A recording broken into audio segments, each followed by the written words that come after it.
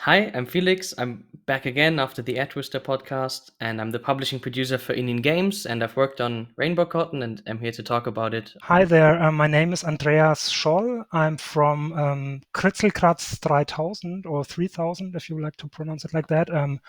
I'm the lead coder of Rainbow Cotton, the remastered or remake version. And yeah, welcome to the SEGA Lounge.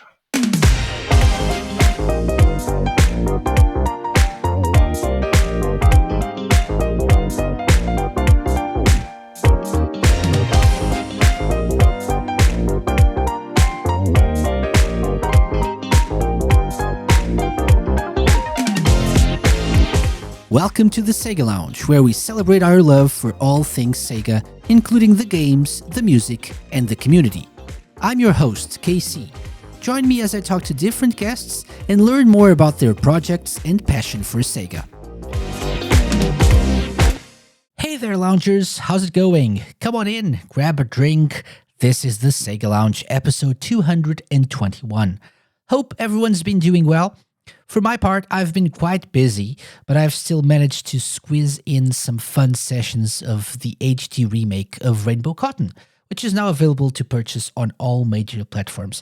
Following last week's talk with Derek Pascarella, do check that out if you've missed it before, I also went back to his English-patched version of the original game on the Dreamcast.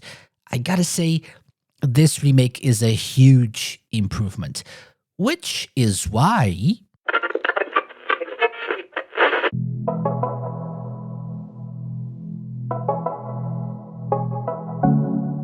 This week, it's my pleasure to welcome back Felix Wagner from ININ Games, who are publishing the Rainbow Cotton remake, and Andreas Scholl, lead programmer for the game. Andreas is, incidentally, or maybe not, a huge SEGA nerd, so you know this game is in good hands. For that same reason, this interview is not just about Rainbow Cotton, but also some of Andreas' past fan projects, some of which you're probably familiar with. Enjoy this great chat. Hello, Felix, Andreas, welcome to the SEGA Lounge. It's very nice to have you here. Felix, welcome back, by the way. Always. Thank you. Yeah, always nice to have you here. But Andreas, this is your first time here, so I wanted to feel welcome. Hope you're feeling relaxed here on the lounge. Okay, I see you have a drink, so that's nice. That's nice. Yeah, I'm chilling already. Yeah, thank you. Awesome. So because we've already talked, Felix, let's just start with Andreas for a little bit, so people can get to know him a little bit better. So Andreas, first of all, I know you're a big SEGA fan. And you've done some amazing work in the community as well. How did you get into video games, first of all? That's usually my first question for everyone. Oh, that tracks a long time back because I'm over 50 years old. So my video game experience started with the first arcade machines like Pac-Man and Asteroids and whatever were the first machines. I played them in the malls or when I went shopping with my family. So yeah, that basically from the first time I saw an arcade machine, I was already addicted to video games. So yeah, of course, after that I got an Atari 2600 was my first console, and yeah, later home computers. I started programming on the C64, Commodore, and yeah, all the way till now. Excellent. Yeah. What was it about SEGA that made you become a fan of their games as well?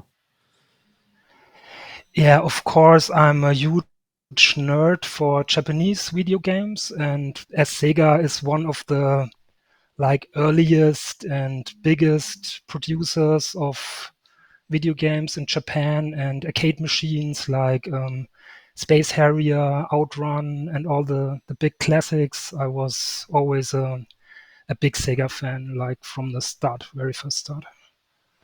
Awesome. Yeah. Is this a hard question? Do you have a favorite game? Or maybe a few? Yeah, I have It's super hard to answer, of course, but like Sonic Team is my favorite kind of developer. Besides maybe Yu Suzuki, the maker of all the great arcade games for Sega. So yeah, but in the like more modern phase of Sega, I was already always a big fan of Sonic Team, and like when on the Sega Saturn, of course, I'm a huge fan of Burning Rangers. It's one of my absolute favorite games, even if it's a little bit like underrated IP for many people. But for me, it's one of the big milestones in game history. And yeah, also Phantasy Star Online. I played it a very long time, like for many years. I was addicted to Phantasy Star Online.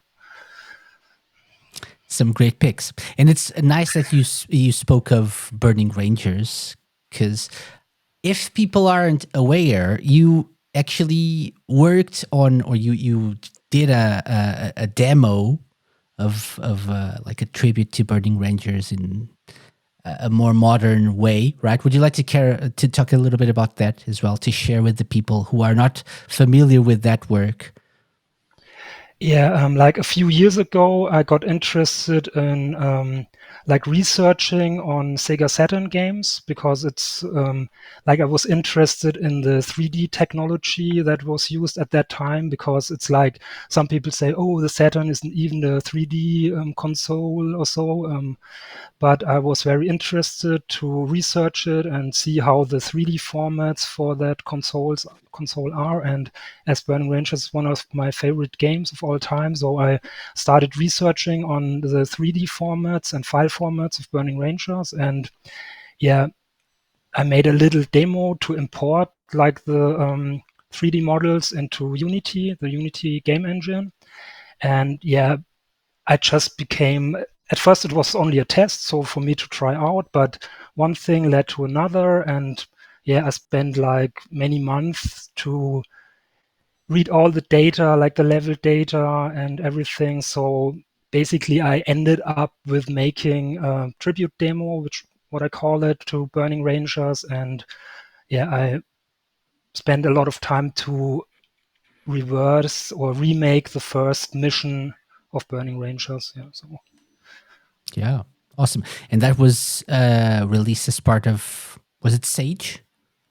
Probably. Yeah, it was on the Sage exhibition at 21, I think. Yeah. And yeah, I made it so because, you can't use the material from the original game. So what I did was, you need the original game CD and you can insert it in your PC, for example. And then my rewritten program reads just the data from the CD, like the 3D models and the level data, and the program is my own interpretation of Burning Rangers. So it doesn't take the original code, but just the assets from the CD. And if you don't own it, you can't play it. Yeah, so that was my idea of doing something against the copyright. Yeah, of course. Nothing illegal here. Just a tribute. Just a tribute, yeah. Okay, yeah. And I remember that this got a lot of traction online as well at the time, because as you mentioned, the Saturn is a little bit of an underrated system. And so it was nice that this kind of quality came out of like a fan-made project in a way, right? Yeah, actually, I was totally amazed when I first saw like how much data gets processed by the Sega Saturn, because the actual levels of Burning Rangers, they are really huge. There are several storages above each other, and if you load it into like in Unity, the whole level, it's amazing how detailed and how many polygons there are. So yeah, it's for me the Sega Saturn is a really powerful system. Yeah, I'm a huge fan. Awesome. Yeah, it's been in the news and like the retro gaming scene news lately, for people are starting to understand that it was a little bit of an underrated and not really misunderstood system, perhaps, for many, right? So it seems like the narrative is starting to change around it. So it's nice that people are starting to recognize the qualities of that system. Yeah, awesome.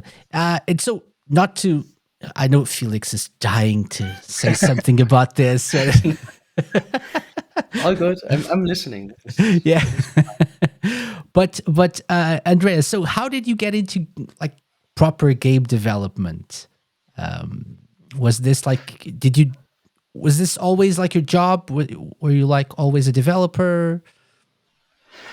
Yeah, when I'm in my late or early 20s or so to say, I founded a small game development studio, and we started to develop first games for PC and later on also for Nintendo handhelds because they were very popular in Europe. Also, there was a big market. There were a lot of publishers and so on, and yeah, about like 10 years ago, we kind of stopped developing games because it was kind of a rough time for small developers because the market changed completely. We had, before that, we had like a publisher developer model where the publisher would give the developer a budget to develop a game. But that stopped at that point, and the publishers suddenly had no more funds to, at least for small projects, to make proper projects. So we said, okay, that's for us. We don't want to just make free-to-play games or games only for mobile phones because that wasn't our focus. Like we wanted to do like real games for people that like to play, games like arcade games and stuff like that. So we made a little break, and in the meantime, we established contacts to industrial customers, and we did like VR and XR projects for Volkswagen and Audi and companies like that, automotive. And actually through the Burning Rangers tribute project, I make a circle now. I got in contact with ININ and Strictly Limited because I sent them over my basically my demo because I saw, okay, what they are doing, like bringing old games and cool games and Japanese video games to modern consoles and to also younger audiences. That was something I was very interested in. So I thought, why not send over my demo to get some feedback to see what they think of it. So, and that was like about 2 years ago. And then we had a lot of talks, and we met them in person and a lot of calls. And actually this led to the Rainbow Cotton project. Interesting. So Burning Rangers was the start. Awesome. That's great. And yeah, it kind of like goes back into like what you said before of enjoying and liking Japanese games, right? So it all circles back to that as well. Your love for Japanese games led you to this point in time as well in this job, which is nice. I was looking at your like resume, like all the games you worked on, and it's a quite extensive list. Many different platforms, different genres, right? So you're really and even different types of work, right? You like programming, sound design, and graphics, and a lot of that. So it's like a very varied resume in that as well. I think sometimes the online information is not correct. So mainly I'm a programmer. So I'm always for our company, I'm the lead technical guy for all, the contact person for all our programmers and the lead programmer.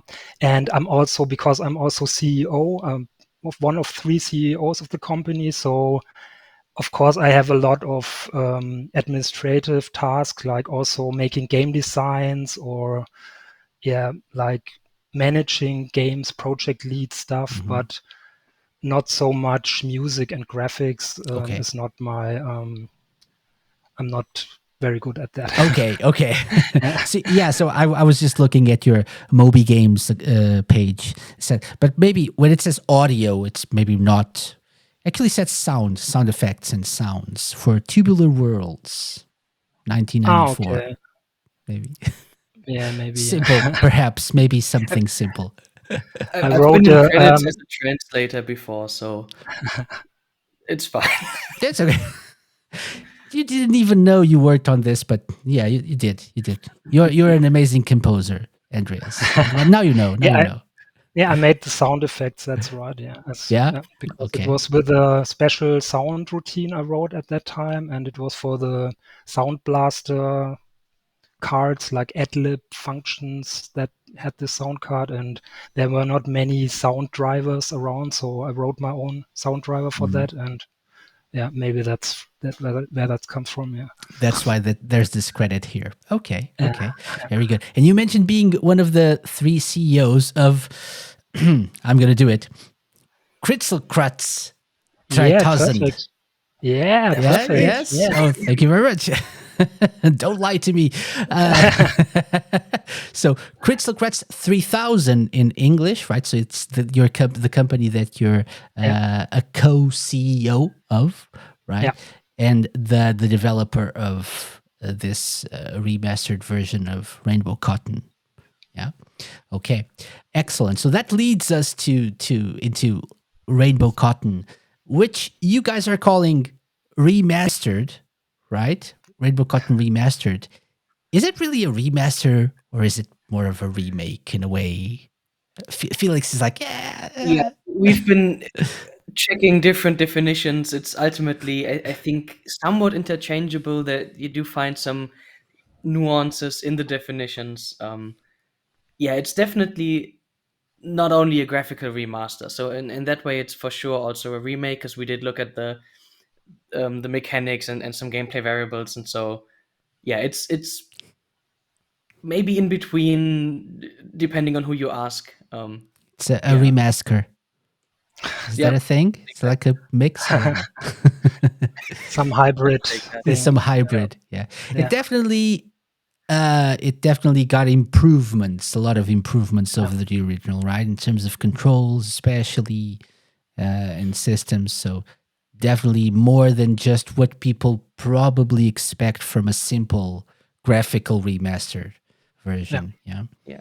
And with Rainbow Cotton specifically, it was I don't want to say it's the worst received Cotton, but it's definitely, we knew going in it that the original game had some issues. So it's more so, I think, whereas with Cotton 100% or Panorama Cotton, pure emulation, yeah, we knew that Rainbow Cotton, there's some room for improvement, and we really wanted to try and do something there without completely altering the game.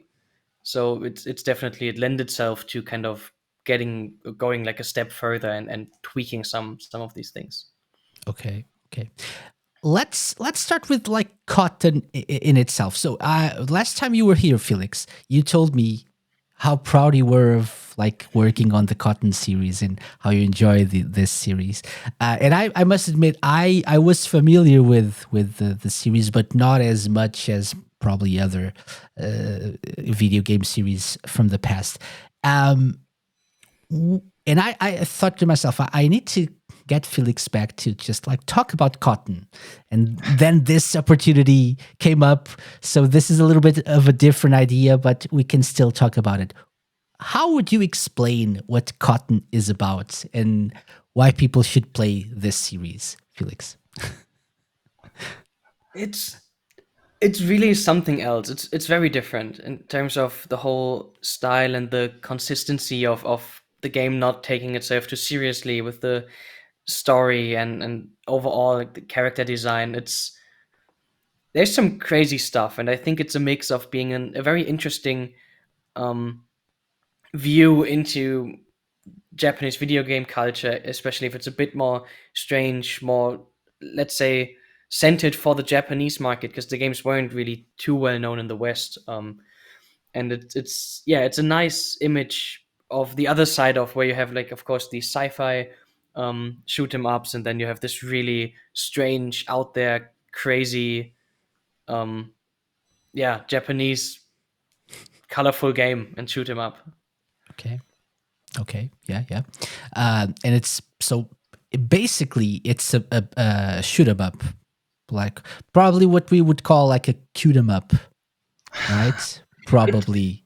Yeah, some people do say it kind of started the genre in a way, or at least participated to a large extent to it. So yeah, the cute 'em up subgenre definitely Cotton played its part in making that a bit more popular. Yeah. Reminds me a little bit of Fantasy Zone as well, in the way that like it's like very colorful, bright colors, strange enemies, and right. That's the fact here. What spawned the desire at ININ and Strictly Limited of bringing back these games, Felix? And maybe if you're getting into that, maybe like also mention Rainbow Cotton. Why specifically these games? I mean, it fit naturally into our catalog for sure. And so it started. The first one we did was Cotton Reboot, which was, as it is in the name, a reboot of the original Cotton. So it was already a mix of having the original game and a completely new, fully like newly built game, and that's what was the starting point. And it kind of went from there. So we're always happy to expand the catalog of specific IPs and games, and so we continued with for Strictly Limited Games, our sister label at ININ, the collector's edition for the Saturn Tribute collection from City Connection, the Japanese developer.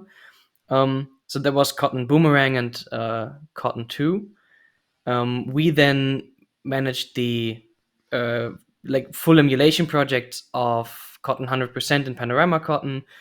And then then there was also the new Cotton Rock and Roll in Japan, or we named it to Cotton Fantasy in the West, which was also then entirely newly developed. So it wasn't based necessarily on an older game, but completely new. And then Rainbow Cotton is the last shoot 'em up Cotton left. There's Pachinko Cotton, which is a weird one. Yeah, but the last, I don't want to say real Cotton because I'm on the pro Pachinko Cotton side, but Okay. the last Cotton shoot 'em up, and so we kind of completed the catalog in that way. Okay. How did you become such a fan of Cotton, by the way, Felix? Yeah, so when I got to the company was around the time of Cotton Reboot, and I actually took over the project because the product manager left the company, unfortunately. And at first, I was kind of taken aback because it was a bit strange. So I didn't know the series before I joined the company, and didn't immediately start liking it as much, I guess, because it's really strange, and you're wondering what's going on. But then the more you look into all the art assets that we had, and the cutscenes, and that's mainly in Rainbow Cotton, and like the general story. I mean, the Panorama Cotton story and the intro is just almost like a good fever dream. And yeah, it's so out there and so wild that it's really charming and unique in that sense. Okay, awesome. Okay, so going back to you, Andreas, were you familiar with the Cotton series before working on this project? I'm assuming yes, probably. Yes, I knew the series from actually the Sega Saturn ports of the arcade games. So I played a few of them, but it was really a long time ago. And I didn't, because it was not very popular in Europe or so, you didn't see it around. Like I knew a friend of mine who had, like, I think a PC Engine CD. There was also a version on PC Engine CD, I think, but I don't know if that's correct. Yeah, so when we started with the project, I hadn't played Rainbow Cotton before, but I knew the series, and of course I liked the colorful style, like shoot 'em ups with cute graphics. It's really cool thing, I think, to a little bit out of the box and not like the ordinary just space shooter. type of game. So yeah, I was a fan from the beginning. Yeah. Awesome. Okay, and so you already mentioned that it's not really just a graphical remaster. There's more work to be done, or there was more work to be done here. What were the challenges of working on this, like remake or remaster? This is complicated. On Rainbow Cotton, what were the challenges of working on Rainbow Cotton? Let's call it this. Yeah, in general, of course, such a project, it has many challenges. You will face every day brings a new challenge, but yeah, one of the biggest challenges was to actually port the main logic of the game, like all the enemies, like the boss logic, and yeah, that's what I told it many times in interviews and on Twitter before, that yeah, I really, when I first saw the game, like I played it and so I kind of underestimated how complex it is internally, because actually if you just play it, you won't feel that complexity, but internally it's really a complicated program. Like the boss fights and the boss movements, they are all programmed, like every animation, like movement of this in level 3 end fight is with the giant fish or sashimi. I don't know if you've seen him. Like this was one of the, in my whole career, like 30 years of programming, it was the absolute most complicated code I've ever seen. Like there's so much stuff going on in parallel, like the motion of the fish and what he does with the level and the attacks. And so it was really tough to just port the original code to get it to work, to see the characters on screen. It was really tough. And yeah, of course, we rewrote a lot of the code, because our goal was also to make it like run in 60 frames per second, and the original code was tied to 30 frames per second. So every counter, every variable of the game was just an integer, like a fixed counter, and we had to process every part of this code to make it work with like a, how do I call it, like frame, to make it frame rate independent, so to say. Mm-hmm. Okay, to adjust it to a 60 frame per second threshold. Let's say. Yeah, modern games, you can't just say, okay, it's 60 frames, but it's like adaptive frame rate. It works with every. It can also run in like 240 frames per second. So it's not fixed to a frame rate. You have just make everything variable. Every movement, every animation, you make it you reprogram it to make it variable. Okay. Yeah, makes sense. Awesome. Did you have access to the original code? Yeah, that's without that, I think it wouldn't have been possible to convert it, or it would have taken like 10 times as long.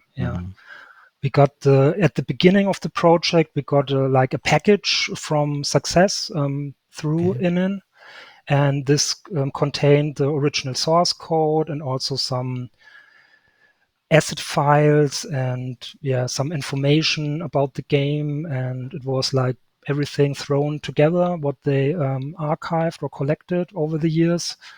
And we went through all of that, and of course the most important thing for us was the source code, which we used like every day. We compared it to our version, and it was also funny because the comments in the source code, they were all in Japanese, so I used a lot of Google Translate to know what was going on. But it was a really great experience. So for me, it was like a dream come true, because I could look into the minds of the Japanese video game programmers of 1999. So it was a real amazing experience for me. Awesome. Yeah, and maybe this is probably more of a question for Felix, but how is the process of getting, because you have had to have the go ahead, the okay by success, right, to work on this. But you guys probably chose who was going to develop the game, right? Like by you guys, I mean ININ, right? Yeah. Yeah, so it's ultimately an ongoing process. With the other Cotton games, we've been in touch with Success before that. So I guess that one in particular was a bit easier in a way to get because we already did the other ones. And then, as Andreas mentioned, we've been in talks for a while before the project started, or a little bit, and it was just a matter of figuring out which project works and which project we can start doing together, because there was definitely already plans on doing something. It wasn't quite immediately clear which game would end up being developed by KRITZELKRATZ. Okay. Excellent. Yeah. You mentioned, by the way, Andreas, you mentioned Japanese comments and translation. I want to bring up quickly, and according to what you guys are comfortable mentioning, it's up to you. But we've had Derek Pascarella on the show last week. And I know he was involved in a fan translation, like a translation patch for the original Dreamcast game. And I also, you've already mentioned this in public, so I think we're okay. But you used some of his work and his team's work to help you with this version of Rainbow Cotton, right? Yeah. Exactly. Yeah. How did that come to be, and how important was that in making this new version? Yeah, maybe I can answer it because when we started our development and our research on Rainbow Cotton, I already knew that Derek and his team, they made this fan translation to Rainbow Cotton, because I'm also on several Sega-related Discord servers, like Sega Extreme is one famous one, and also Sega Shiro. Through that, I knew that Derek made this fan translation with his team together, and I immediately told our partner. It was at that point of time not Felix, but someone else, Dennis from Strictly Limited. I told him, I want to have Derek on this team, because he already has this experience with Rainbow Cotton. They did this really great fan translation to English, and what's most important, they translated all the cutscenes, like the anime sequences, and this was really, from what I saw at that point of time, a lot of work to do that, to get all the words and to make it like a really good translation. And so I told Dennis, please contact Derek, or I can contact Derek if you want, and we have to set something up so we can work together on this project, and we can use the work from them. And for me, it was also, I was thinking, what would be the greatest thing for like a fan translation project to end up in the actual product. It would be a great experience for us as a developer, and also for the translation team. Yeah. And it also speaks of the quality of their work, right? If it was just like a poor put together project or translation, you couldn't use it in an official capacity, right? Yeah, that's great. Awesome. I know there was like some sort of a difficulty in communicating and getting in touch with Derek, because you used his Dreamcast email.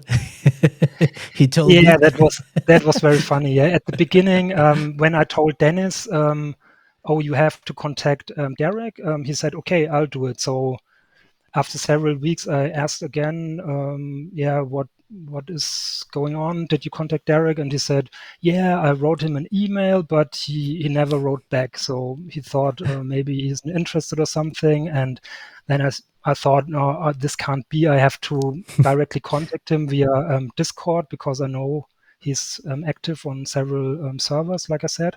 Mm-hmm. And what he told me is actually that he has an email address tied to his Dreamcast, which he just looks at for like every several months or so. And the email that was used from Dennis through the website of Derek was this Dreamcast email address. Yeah. Yeah, that's why you should be careful with what you write on your website. Be careful. Yeah. Yeah, or check your Dreamcast more often. Oh, that's even better. Yeah, that's the real lesson here. Yes, yes. Awesome. How long did this project take you guys? So how long did the development last for Rainbow Cotton? Yeah, I think the core development was about a year, like from starting the project and bringing it to the mastering, because if you're finished, there's also this you have to adapt it for the different platforms and so on. So that was also some more weeks to spend. Yeah, I think you can say it was round about a year. And before actually starting, before we started, I made a small prototype. Yeah, but I wouldn't count this as the real development process. Okay. So yeah, it was about a year. Yeah. Okay. And so updated controls, updated graphics, translation, or actually localization, better yet, right? Which is a little bit different. And all that is available for modern platforms, which is really nice. What would you say, and this goes out to both of you, what would you say are you most proud of with this new version of Rainbow Cotton? Is there a specific thing? I know everything. I know, yeah. But is there a specific thing that you look at and say, "Oh, I'm really proud of being able to bring this to people because of this specific thing"? Yeah, for me, one big of a goal, like what you already mentioned, was to kind of improve the game, because when I read all the reviews from the original Dreamcast version, like I went in the internet and I watched all playthroughs and reviews of the game, and I always read, so like Felix mentioned it before, oh, this is the worst of the Cotton games, and it has bad controls, and it crashes even at the final bosses or so. And I was so curious, and because I liked the game so much from what I saw, and it was like Space Harrier is also one of my favorite games, and games like Star Fox and so on, I thought, and Panzer Dragoon, of course, to mention that.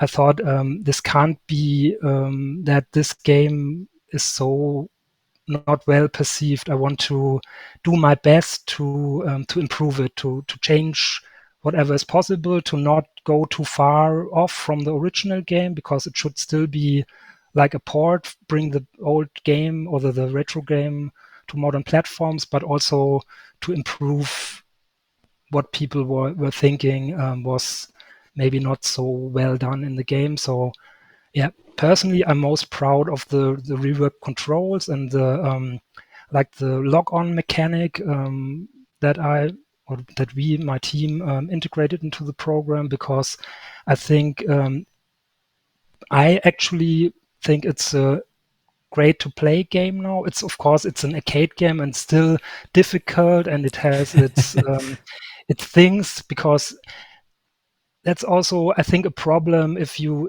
bring such a game to modern audiences. They don't know how to properly handle such a game, because they don't have the history of playing like games that are developed 20 years ago. So they perceive it with another point of view. But I think if you like the graphics and the type of game, and you try to get into the gameplay, it's a lot of fun to play. Because from my side, I still like to play it after seeing it every day for like nearly 1 year, and playing it every day and mastering it and making so many playthroughs to check if the final boss is working. And yeah, I played the game really a lot on all different platforms on my Switch development system, and yeah, I still enjoyed it at the end. So that's a good sign for me that there couldn't be so much wrong. And yeah, there are also, of course, now it gets reviewed, and there's some diverse point of views, some diverse reviews. But yeah, I think all in all, I'm still proud of what me and my team achieved, because we try to carry over the like the spirit of the Dreamcast project, and don't make it a completely different game, but try to a little bit adjust the things that could have been done better. Yeah. Yeah, for sure. And that's a good point, right? So you even if you're remastering something or remaking or whatever it is, you don't want to stray too far away from the original idea and concept and project. Otherwise, it's just a new game, right? Yeah. And if there's a legacy behind these games, and it's nice to respect that. Yeah. So good point. Good point. What about you, Felix? Anything that you really are happy that people can enjoy? Yeah, so for this one especially, I think, and also this goes out to the whole team that worked on it, with the product manager Simon, graphics designer Yasmin, social media with Ed and Camila. I hope I'm not forgetting anyone. But we really try to kind of, with the communication, with trailers, with social media, and the assets, kind of more embrace the craziness of con. And so with Rainbow Cotton as well, it lent itself quite well, because we have these cutscenes, and overall with the resolution, it's there's much more to work with in a way. And if you search enough in the cutscenes, there's tons of amazing memeable freeze frames there. And yeah, so also with the launch trailer that we now have, we wanted to do some, I guess, in a way, this early 2000s or late 2000s gaming compilation style YouTube videos, right, with all the like weird effects and the Unreal sounds and Eurobeat. And I ended up actually making the Eurobeat music for the launch trailer, because there wasn't any like good music to use royalty free. And yeah, so I made that, and this all Nice. kind of, yeah, that was really fun. And we all kind of at times sat together to think of funny ways to really make the communication a bit more yeah, like be authentic, and like appreciate Cotton for what it is, and all the craziness. So yeah, that was really fun.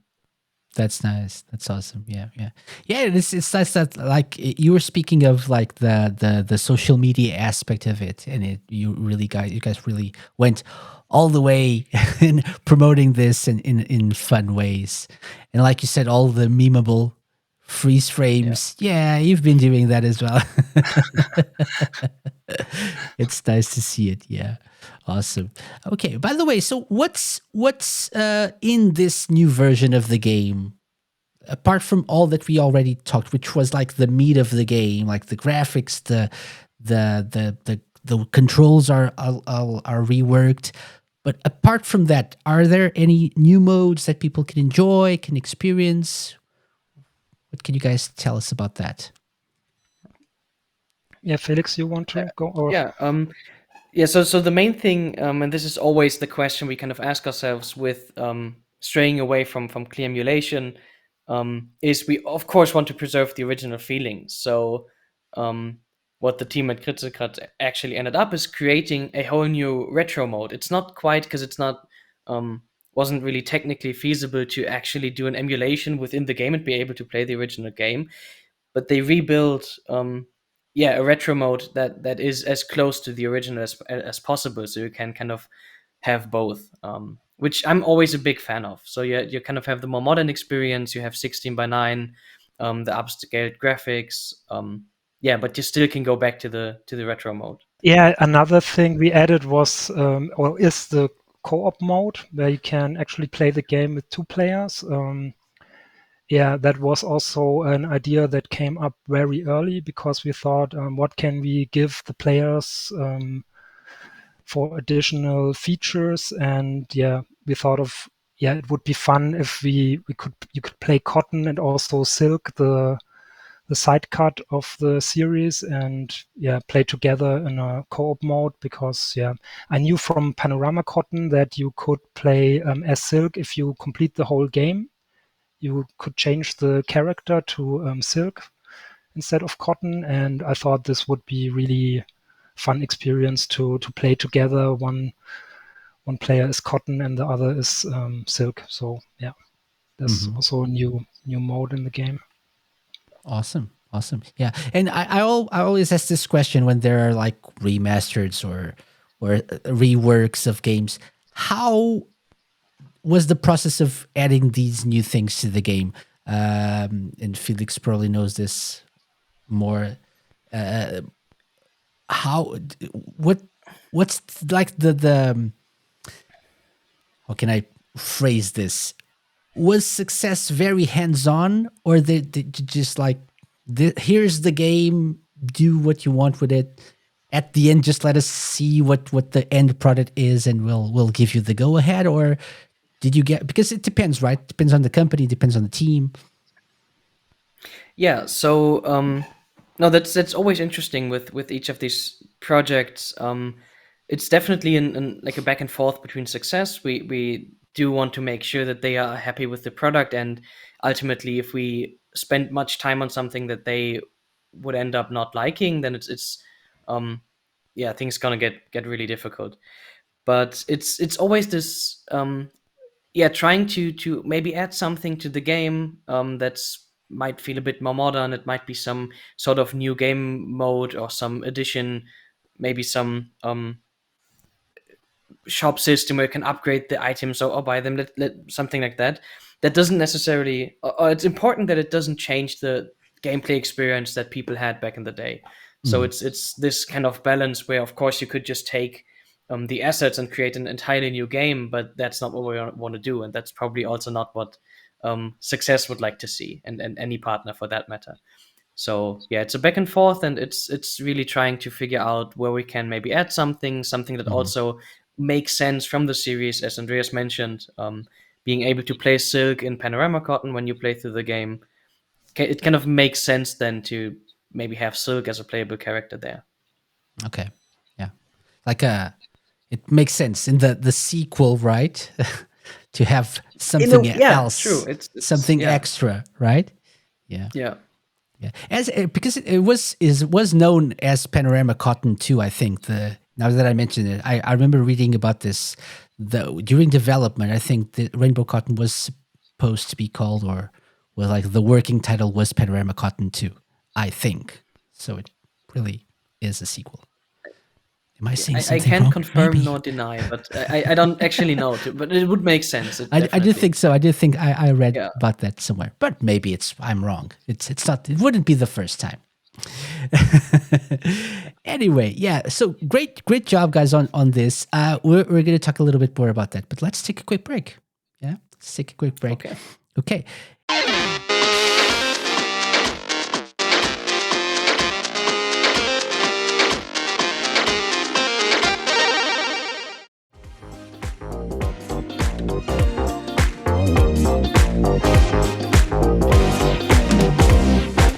And when we take a break here, Felix already knows, when you take a break, it's not really a break.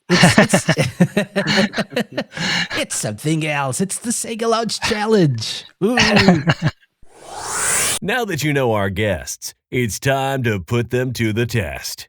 It's the moment we've waited for, and the moment they dread. Welcome to your doom. I mean, welcome to the Sega Lounge Challenge.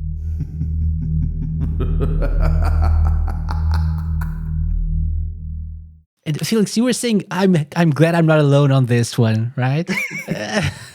Yeah, I wasn't quite prepared last time. Yeah, this time you have a massive Sega fan here, so I thought to myself, I don't want to make this just Cotton centric. Let's go Sega, generic Sega, and add some maybe some Cotton things here and there. I'm sure Andreas will be of great help, and you can do that. I think so. Yeah. Yeah. So we'll be like Cotton and Silk here taking on the Sega Lounge challenge. And so what we're gonna do is we're gonna do the ultimate Sega fan challenge, which is something I usually do with my guests. It's like 10 rounds. It's got a bit of everything. We have some questions, we have some songs to name, and we have one of my favorite things these days, which is the back of the box questions. I read the back of the box of a certain game, the description, and you have to guess what the game is. So this is how it works. 10 rounds, you can get up to 20 points. I think 10 is a respectable score. So let's aim for that. Let's aim for 10 at least. I think you're going to crush this. I have a feeling. But, so we're going to start with a question. Round 1 is a question. And you can pick between an easy or a hard question. So 1 point for an easy question, 2 points for a hard question. So it's up to you. Felix, you decide, because I'm not familiar with the the level of the quiz. I probably won't be able to answer much, so maybe let's start with the easy one to not immediately give you the hard one. That's a very good decision. Very nice, wise decision even. Okay, so let's go with an easy question. Okay. Nice. Let's go with this one. Okay. And it's nice because I know Andreas is a big Saturn fan. Let's see. What's the name of the game created by Ed Annunziata? So who famously created Echo the Dolphin, for example. But what's the name of the game created by Ed Annunziata, which lets you control a skeleton and was released in 1997 for the Sega Saturn? Andreas is like nodding. Yes, he knows. Mr. Bones. Right? I don't know. You tell me. I'm here to create suspense. I hope my brain won't fool me. I only know the game Mr. Bones. Felix, what do you think? I agree. Yep. It's clearly Mr. Bones. It's clearly Mr. Bones, he says. Okay. It is. Yes, Wow. It is Mr. Bones. 1 point. Great start. You are like this quizmaster that tries to trick the persons into the wrong answers. I'm I'm here to help. I'm here to help. Okay. Okay, so that's great. 1 point. Great start. Round 2 is a song.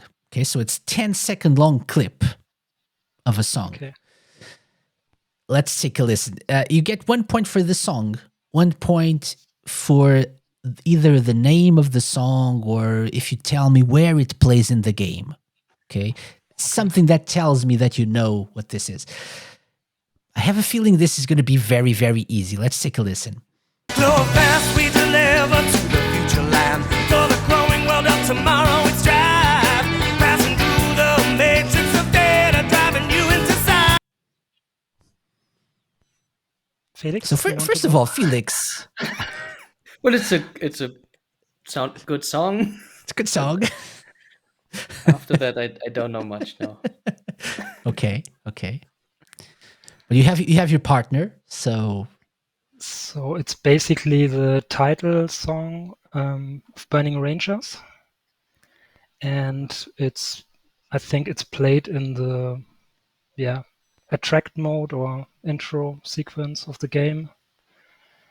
And I know, I don't remember the name of the English singer, but I know the original song is by Takenobu Mitsuyoshi, the famous Sega guy who also did the great vocals for the Daytona song and stuff like that. So that's nice. I don't know if it's true, but it's nice. That's a lot of information. A lot of information. Maybe it's true. I don't know. Are you sure? And I hope I'm not totally sure, but I hope the song title is Angels with Burning Hearts. Probably, yeah. I like how he's like, I'm not sure. And then he gives you a very lengthy explanation. And then, but I'm not sure. I think, I guess. Okay, so let's go with two parts. So first, is it Burning Rangers? Yes, it is Burning Rangers. So 1 point, 1 point. And you said it was like the opening, the intro theme, the attract mode song. Yep. Yeah. And you even gave me a title song, or a song title, Angels with Burning Hearts. Yeah. Unfortunately, no, it is. Yes, it is. Good job. Yes. Well done. 2 points. So that's 3 already. You guys are crushing this. Okay. So round 3 is another question. Easy or hard? Up to you. Want to risk a hard one?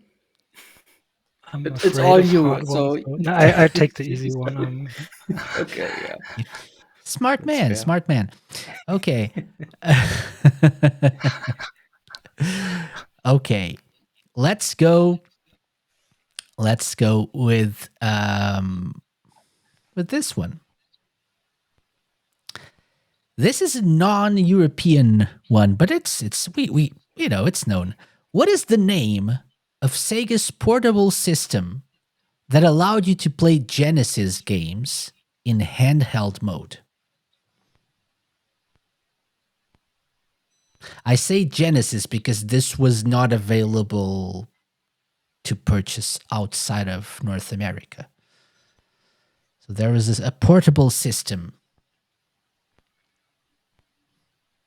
Okay. You could take it with a portable Yeah, handheld the console. only- and you could, But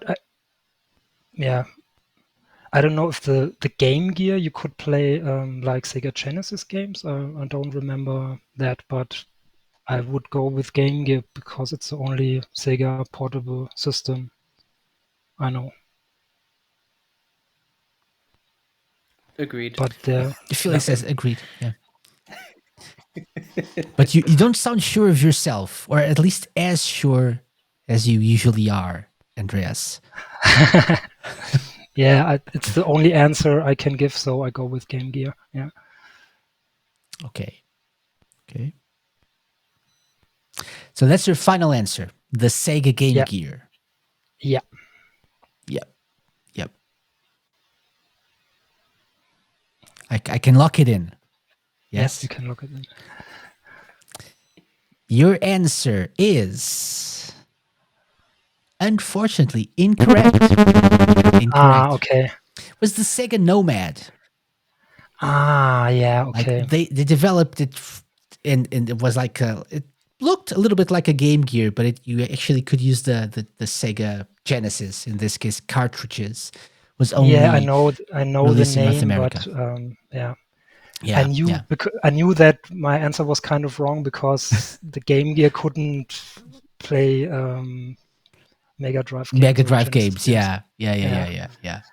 So unfortunately, no points for that one. But Oh. we're still in the beginning stages of this, in the early stages. So let's go with round 4. Round 4 is a song. Let's see if you guys can help me with this one. Take a listen.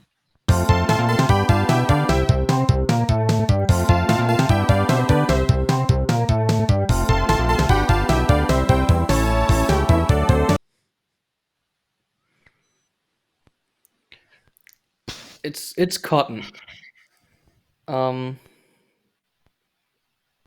But they all kind of use the same, or like a similar melody, so it's It sounds 16-bit, so I would go with Panorama Cotton. Yeah.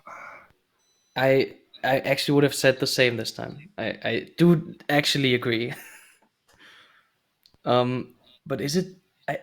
I guess it's the intro. It's the menu or the music during the intro cutscene.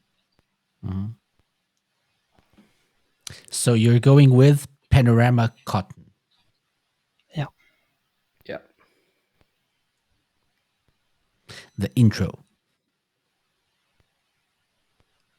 Title song. Yeah. Final Menu answer. song. Yeah. Menu song. Final answer. Final answer. Okay. So I'm not sure what to do here. Because it is the title song. However, it's not, so I'm not sure. I'm not sure if I should give you a point or not, but I think I will. So it's not Panorama Cotton. No, Oh. it's Cotton 2. Cotton 2. Okay. Okay. But it is the title screen song. So maybe I'll give you a point. Okay. Yeah. Okay, because Thank you you. clearly knew this was a Cotton game. So yeah. It's called Searching for Willow, title screen song for Cotton 2. Okay, good. 1 point. 1 point. That's amazing. Well done. So that's 4 points so far. 6. You need 6 more, and we have 6 rounds left, which is great, I have to say. So we're going to take a break from all these questions and songs and get into the first back of the box. Each back of the box is worth 2 points. So what I'm going to do is I'm going to read the description from the back of the box, off the back of the box of a certain game released on a Sega system. And you have to try and guess what the game is. I will redact some of the parts. Okay, so as to not make it as easy as it could be. Okay, let's take a listen to this. So, you are not the only hero.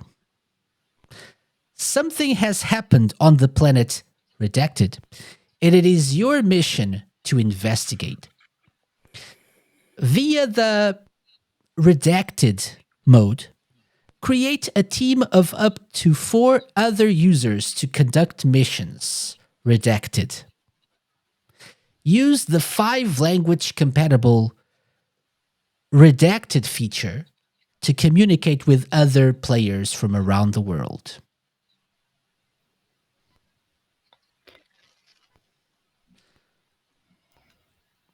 I can see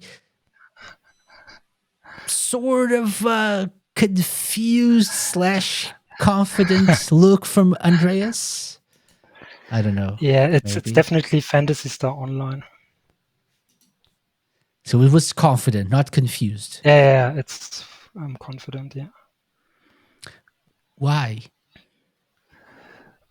Because you can play the missions in Phantasy Star Online with 4 players. You go like on a different planet, like the Ragol system, like it's called, I think. And I think it was the first multi-language chat system ever in a game. So I don't know, it's like this.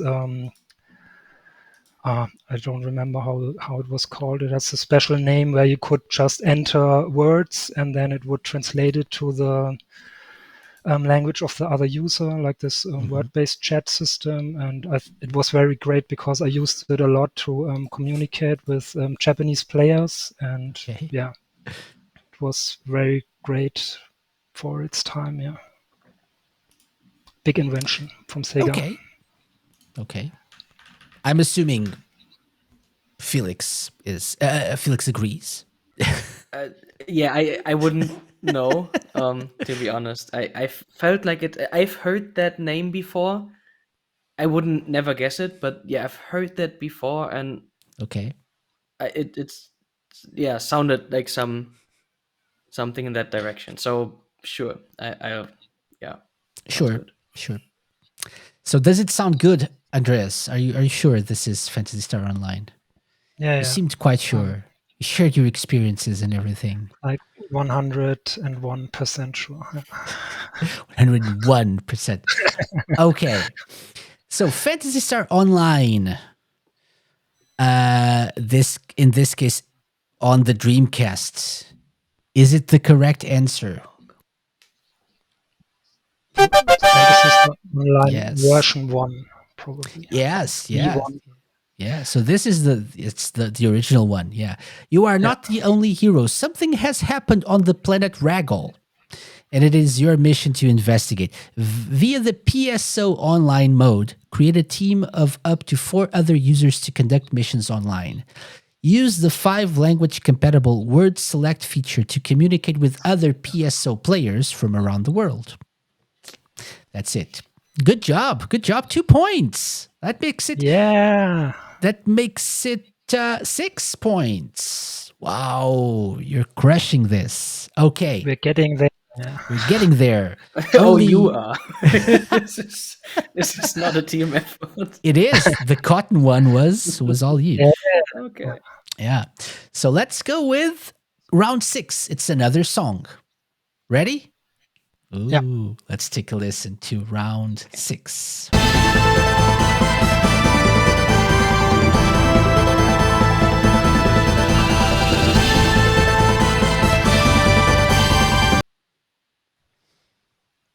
Okay.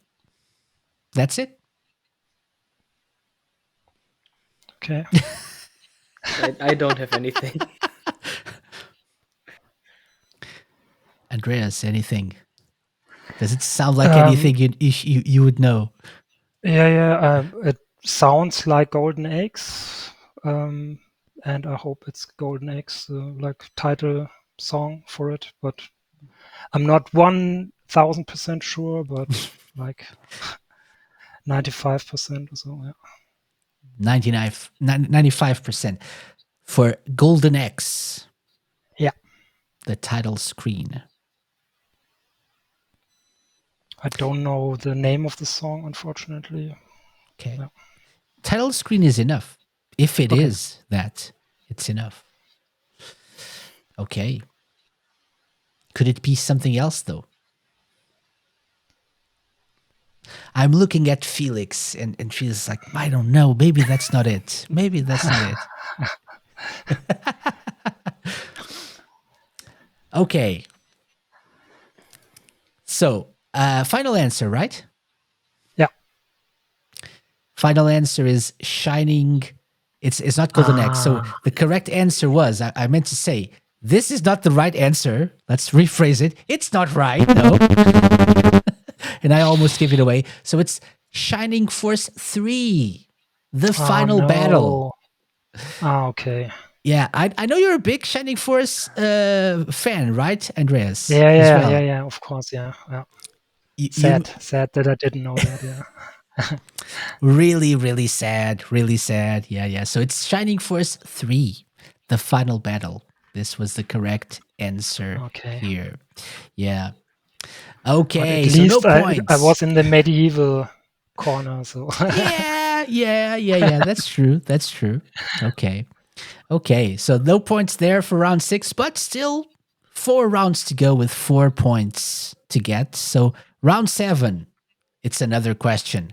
This is the last time you can get an easy question, if you want to, or you could just pick a hard one, if you prefer. I don't dare Should to be the get easy hard one ones. then, Yeah. Because the Felix, last you round, should have warned me of this quiz coming. Maybe I should have. I'm sorry. No, I you would have shouldn't. This is the fun part. Okay. Maybe fine.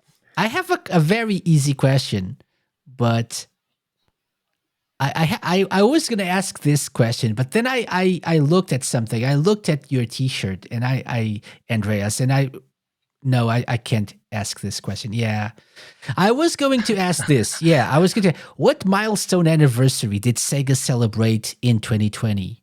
with a campaign titled Go Sega. But then I saw your t-shirt, which is the Go Sega t-shirt. No. So no, this is not going to be the question. No. So you're not going to go with the 60th anniversary question here. We'll do a different one. Okay. How familiar are you guys with the Sonic games? Not hugely. Not hugely. Okay. So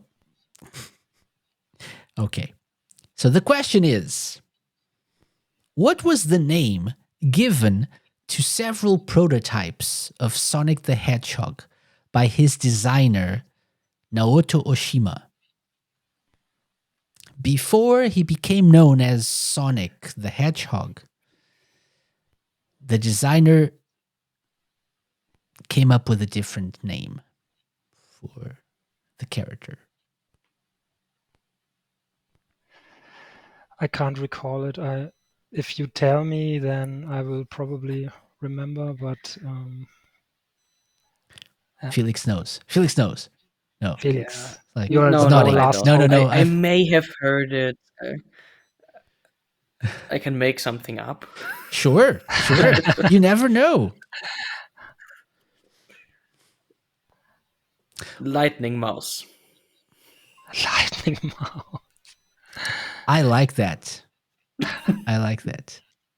That could also be Pikachu, though. So That's true. But that would be the yellow Lightning Mouse. Yeah, this is blue Lightning Mouse. true. So Lightning Mouse? Yeah, let's Sure. do that. Yeah. Yeah. Final answer. Yes. What if it's true? What if it's correct? We get an extra point. It isn't. No. It isn't. But you're close. It's Mr. Needlemouse. Mr. Needlemouse, which makes kind of sense, right? Needle mouse, yeah. But that was the name. So Mr. Needlemouse was the name of Sonic the Hedgehog before he became Sonic the Hedgehog. Okay. So we're cutting it close now. We have 3 rounds left. We have a song, a back of the box, and then a hard question at the end. Okay. So, and that means that there are 6 points to get in. You need 4. So let's listen to the final song of this challenge. Let's take a listen.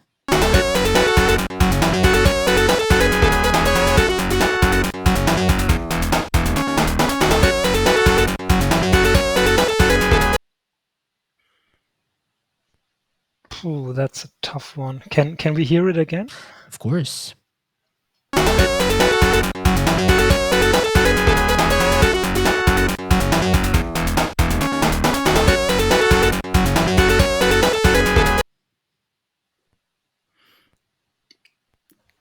Nothing from me.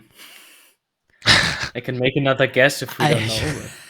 I usually start by asking, what does it sound like? What platform, what era does it sound like? That's a good way to narrow it down. Maybe. Or maybe not. It could be Saturn, but because it doesn't have the typical drum sounds from the Genesis or so. Yeah.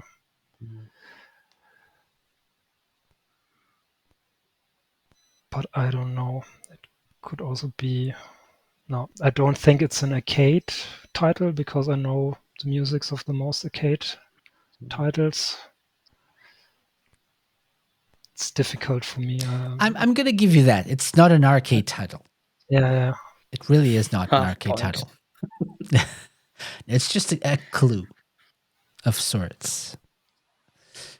So if it's not an arcade title, what could it be? Any guesses? Platformer or so. It sounds like funny game. Like I feel like it could be a racing game. but I'm not sure. Racing game, yeah. Just one more time.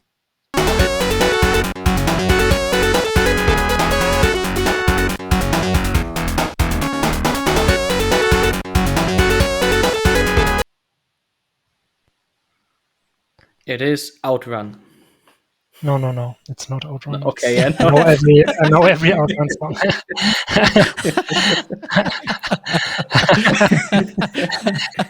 I could sing all the Outrun or hum all the Okay. That's a But good yeah, point. yeah. 'Cause I said it's not arcade, but it could be a home port of of Outrun. Yeah. Yeah. No, it isn't Outrun. So what could it? I can hear like in my mind listeners saying, Oh, I'm sure. it's Yeah. it's that. Maybe Sonic. There Could was be. a setup. Could be. Could be. It could be a Sonic song from 16-bit Sonic or so. Yeah.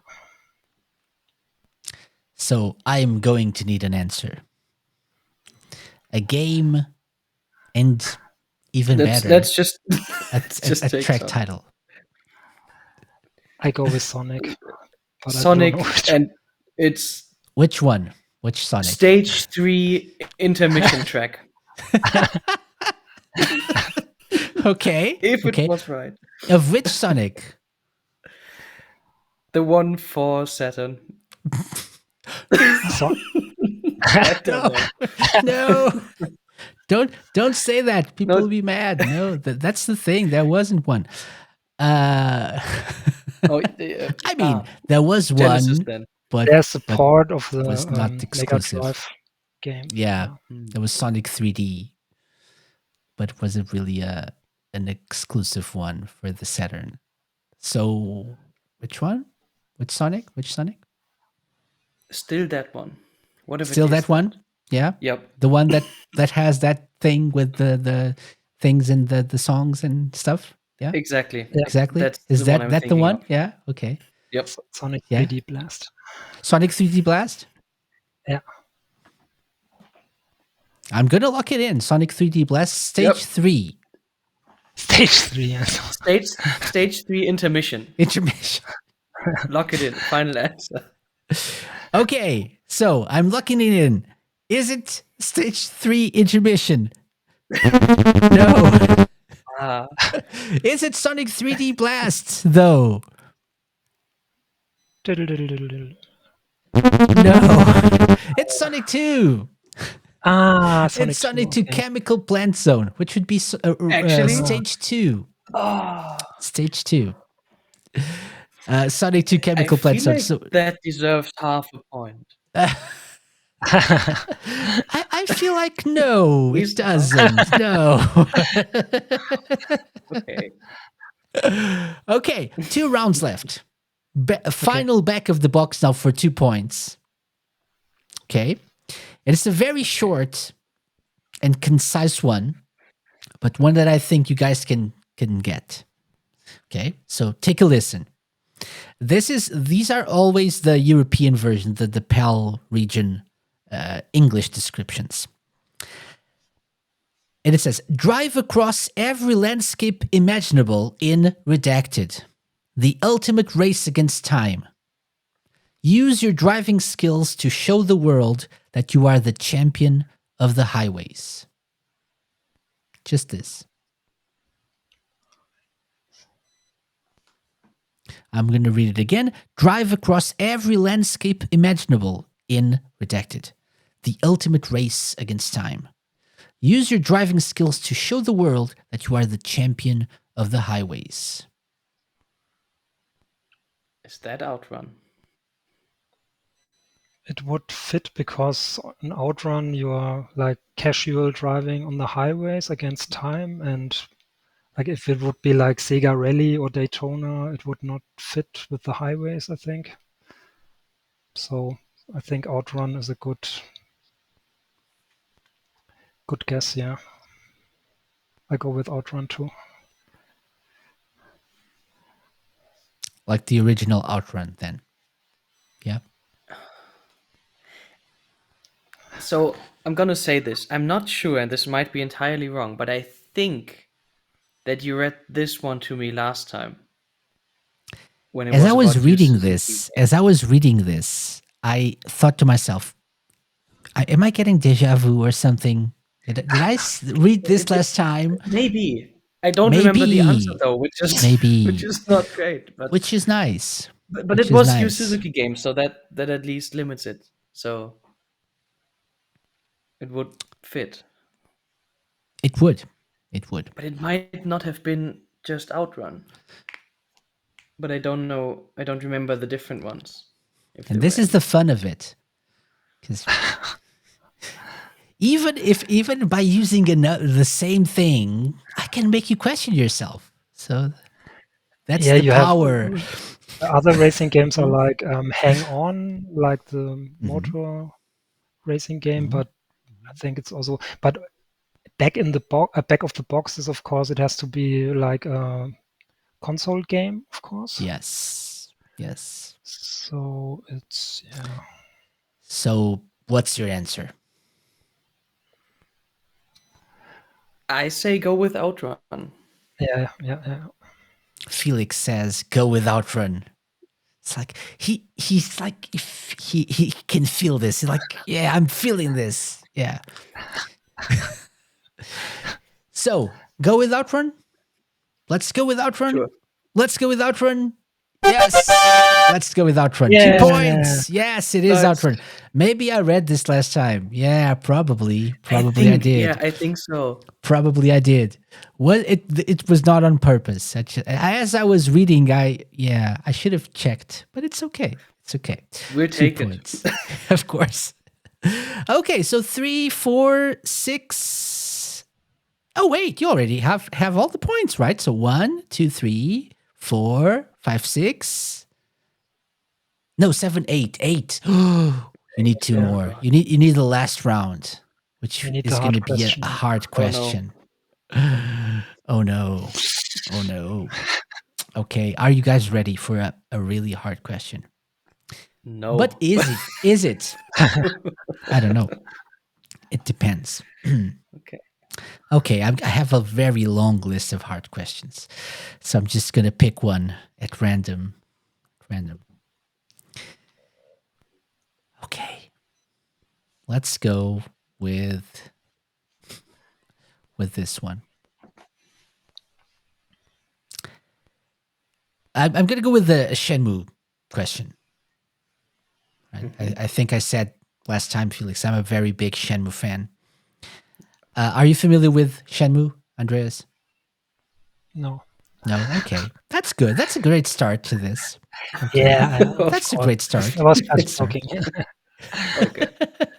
I played the Japanese version on the Dreamcast, like with Okay. my translation Japanese book and so. Okay. Okay. So one dialogue at a time. maybe this is an easy question. Have you played it No. recently? No? No, it was a long time ago. A long time ago. Okay. Yeah. But maybe you'll get it. In the original Shenmue, how much money did Ine-san leave out for Ryo each day? So as you recall, Ine-san left, so that lady who took care of Ryo, she left like an allowance every day for Ryo, the main character, to spend on drinks and the arcades. And so how much money was it every day? Can you say what the currency was? Yen. Because It the was in game yen, is okay. yes, the game is set in 1986 Japan.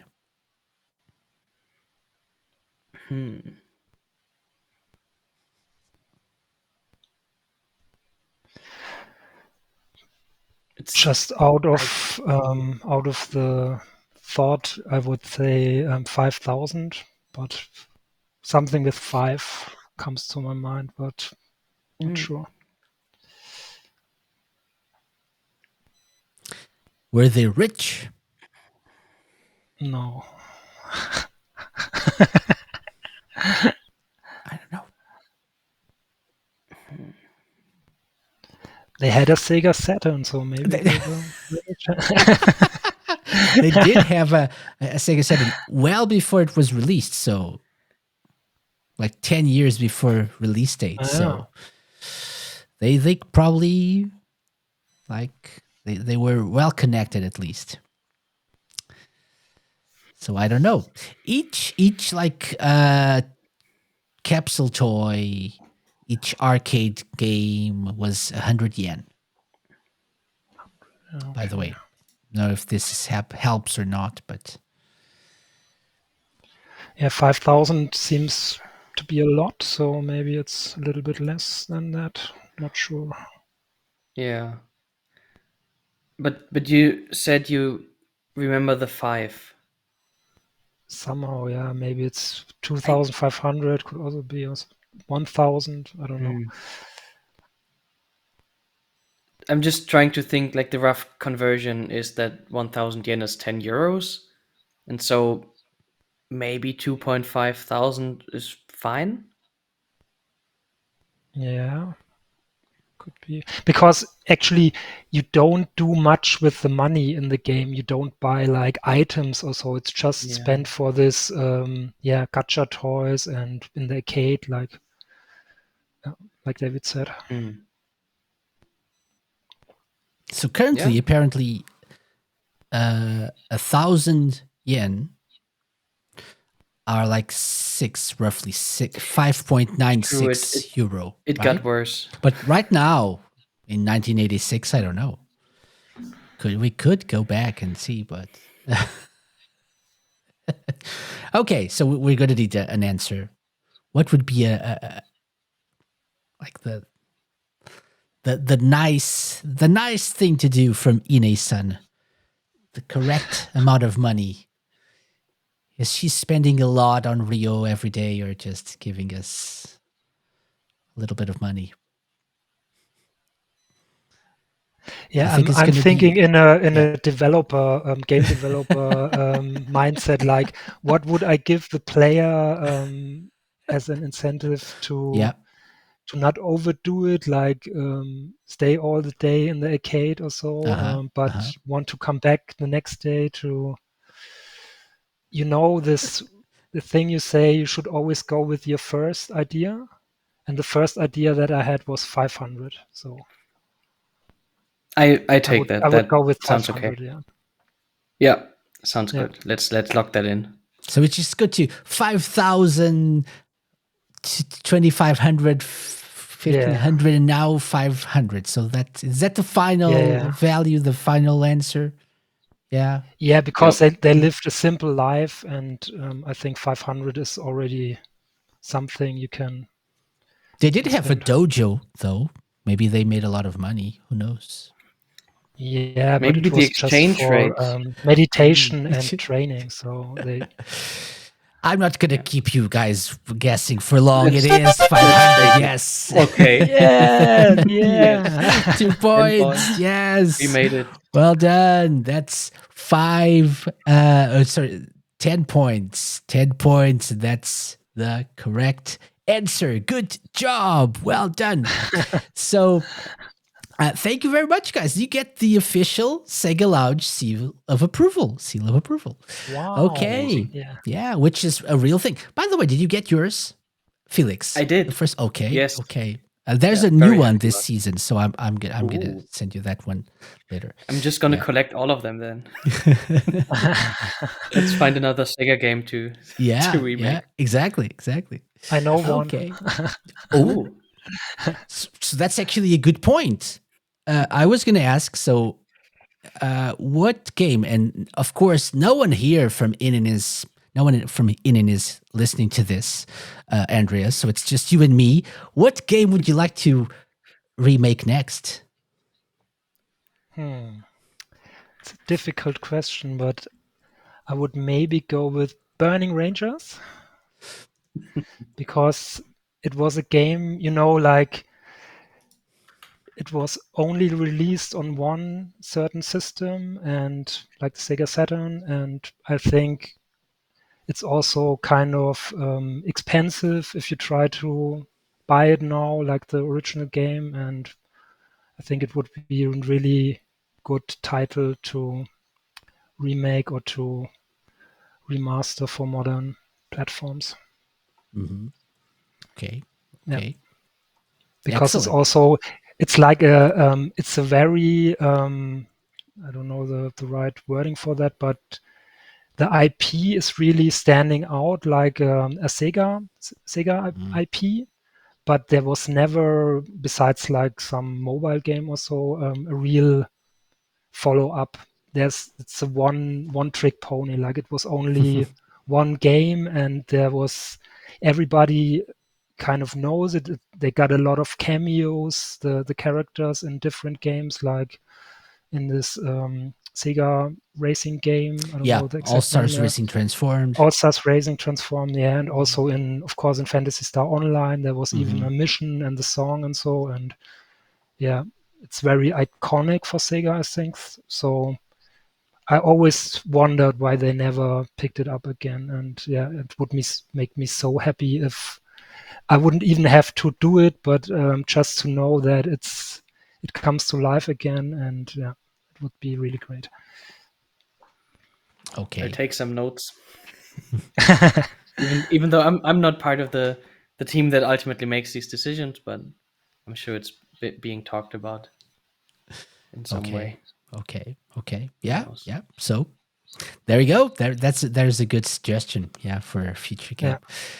Okay, so questions so we can wrap this up, guys. It was really nice to have you here, but I don't want to keep you much longer. So obviously, Rainbow Cotton is available now. People can get it for several different systems, for the system of their choosing. Is there anything you'd like to tell people? First of all, people who are listening to this, like, why should I get Rainbow Cotton? So what would you tell those kinds of people? It's really an experience that's worth having, and I think especially Rainbow Cotton, and now with kind of the reworked gameplay in areas that weren't as great, you have the animated cutscenes with the subtitles, and it really gives even some more life to the characters. It wasn't necessarily the case with the other games because the technical capabilities weren't quite there. So just for that, I think it's a nice stepping stone. Even if people played the new ones, or Cotton Fantasy or Cotton Rock and Roll, it's the in between those, and maybe that can get you into the other games, and it's worth experiencing, I think. Definitely. Yeah. Okay. And so now for people who really want to experience this and are really like, I'm dying to get this, what would you tell them? Apart from go get the game, obviously. Oh yeah, just get it. So with this one, and I mentioned for Air Twist that was our first Steam release, so now Rainbow Cotton is also available on Steam, which I think opens it up to even more customers and who may not have the consoles at home. Yeah, so that's nice, and yeah, it's also just 20 euros, which is nice. We try to keep the price a bit down. Yeah, Okay. get it. Yeah. There are also the physical releases as well, so you can get those, which are nice. The collector's editions. Yeah. So for strictly limited games, there's a collector's edition and the limited edition. There is also the Japanese physical edition, because we mentioned it's more popular in Japan, of course. So there's also a physical edition for Japan that's coming a few weeks later, but this is end of this month. There's also a special edition with some items. So if someone wants to go through the import process, those are always also really fun. I also kind of like having the Japanese games here at home. It's always kind of fun and special in a way. Okay, that's a good point. So people can get those through strictlylimitedgames.com, right? That if you want to import, just go through the process and find those as well. Okay, very good. Andreas, anything you'd like to add to people listening in and who are dying to get into Rainbow Cotton? Yeah, I think Rainbow Cotton is especially good at showing the true character of Cotton. Like in the cutscenes, you really see how diverse her character is, and I love you have to finish the game because the final cutscene is so amazing. It's Felix spoiled it a little bit in his release trailer, which is really great. I love the release trailer. Yeah, and also it's a piece of history. So even if you just want to see what was that part of time in history, like the late 1990s, early 2000s, how was the graphics at that point of time? What was the Dreamcast capable of? Because what we use is, of course, the original Dreamcast assets. They are only changed in some certain ways, like some textures, and it's rendered, of course, in a modern engine, but it's the same stuff that the original developers did. And I think it's really a nice way to experience the past and to see what's possible in such remake projects. And of course, if people support this kind of projects, there's obviously a lot of more to come and a lot of more possible. Yeah. And that's a good message. Yeah, that's a good message to send to the people, right? So support this if you want to see any other projects come back in this way. Yeah, I think it's really nice. So I as I said before, I was not familiar or not that familiar with Cotton, with the series. This one I hadn't played before, but I tried the Dreamcast version and then tried this new one. And it's really, you can really tell there's first of all, a lot of love was put into this and a lot of hard work as well. It really, you feel the difference when controlling the character, and like, just, it's a much smoother and more enjoyable experience. So it really is the definitive way to play Rainbow Cotton, I feel like. And also, of course, shout out to Derek Pescarella and his team. But obviously now you have an official way to play the translated version, the English version of the game. So it is, for that reason as well, the definitive way to experience this game. So it's really nice. Yeah. Excellent. So guys, thank you very much for coming. Thank you for putting up with my challenge as well. And for taking the time to chat with me. It was really nice to have you here. I'm looking forward to that Burning Rangers remastered interview coming down the road. We'll see. We'll see. But whatever happens, good job with Rainbow Cotton. Really nice for you guys to come up and come out on the show and to share this with the world. Really is a labor of love, I can tell. So thank you guys. Thank you, Andreas. Thank you, Felix. And all the best for your future projects. Thank you. Yeah, thanks a lot, David, also for the kind words on the quality of the product. I really appreciate it. Yeah, thank you. Excellent. See you soon. With Burning Rangers Remastered. Hopefully. No, I'm kidding.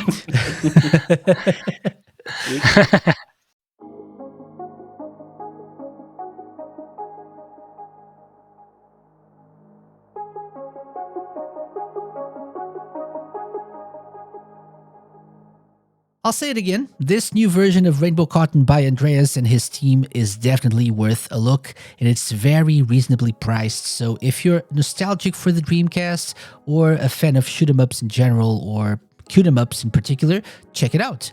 Again, thank you to Andreas and Felix for coming on the show. All the best for Rainbow Cotton HD remake / remaster. Remaster? Maybe. That about wraps up this episode of the show. We're getting very close to our 10th anniversary, which has been recorded already and will be a lot of fun for sure. So I hope you're looking forward to that. That being said, it's time to close the doors of the lounge for the week. Thank you so much for listening. Have fun, stay safe, and I'll see you next time. Bye-bye.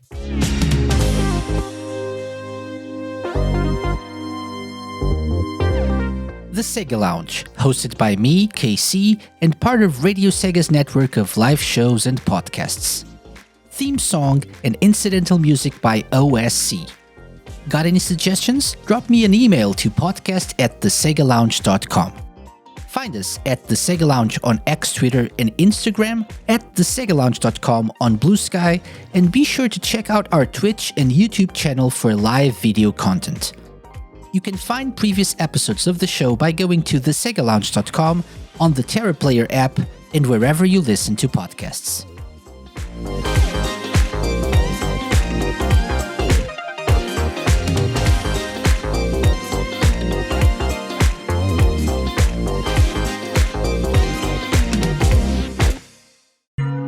A Mixed On Productions podcast.